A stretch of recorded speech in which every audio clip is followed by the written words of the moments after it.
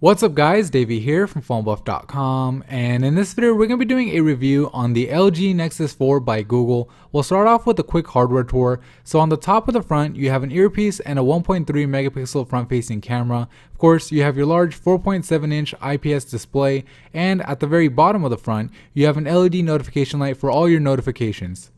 On the back, you have a slit speaker grill and LG logo, a nice, almost matrix-like design on the back that isn't quite showing up here. Of course, you have your Nexus branding, being that it is a Nexus device. And finally, at the top, you have a 8 megapixel camera with LED flash.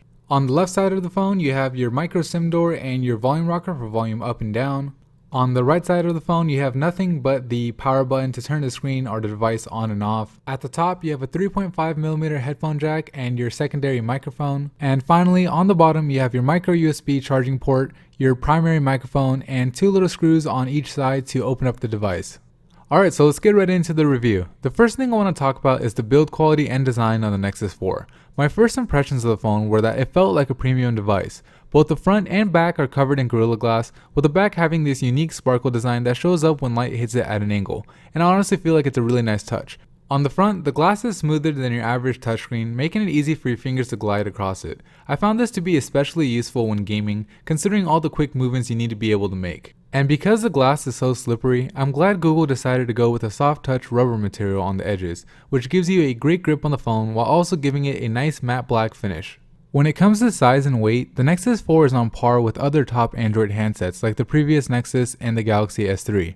While technically it's heavier and thicker than these two devices, it isn't really noticeable, and if anything, it actually plays into the premium feel of the phone.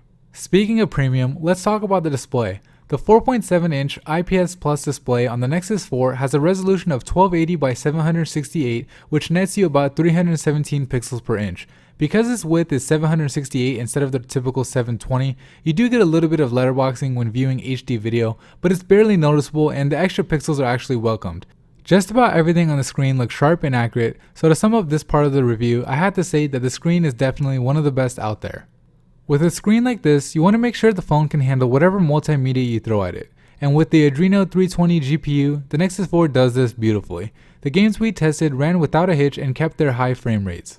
And getting in and out of apps on the Nexus 4 was as snappy as I've ever seen on any other device, thanks to both its software optimizations with Android 4.2 and its quad-core Snapdragon S4 Pro processor with 2GB of RAM. The benchmarks tell a different story though, with the Nexus 4 only scoring 4800 on Quadrant, but this is most likely due to the lack of optimization for Android 4.2, especially considering that the Nexus 4's brother in the Optimus G scored over 7000.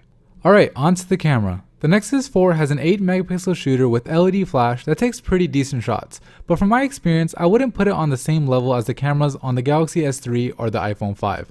I mean, in good lighting conditions the pictures look good, but that's the same for just about any high-end smartphone.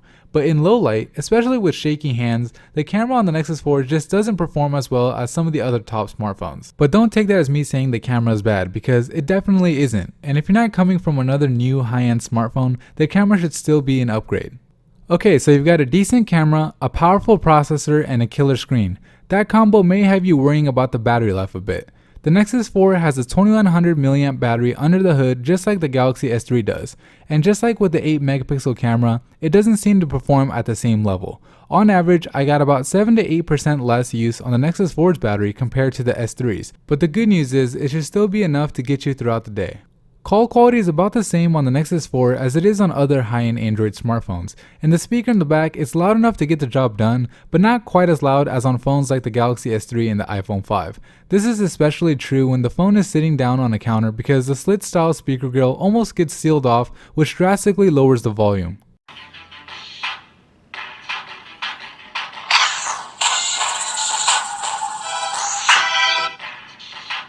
So far, we've covered the hardware, but it's really the software that makes you want a Nexus device. With the Nexus 4, not only are you getting the latest version of Android, you're getting Android in its most pure form. No bloatware, no third-party apps pre-installed. You're getting Android the way Google envisioned it to be, and you're pretty much guaranteed to get updated to the next version of Android at least a couple of months before most other devices do. You just gotta love that.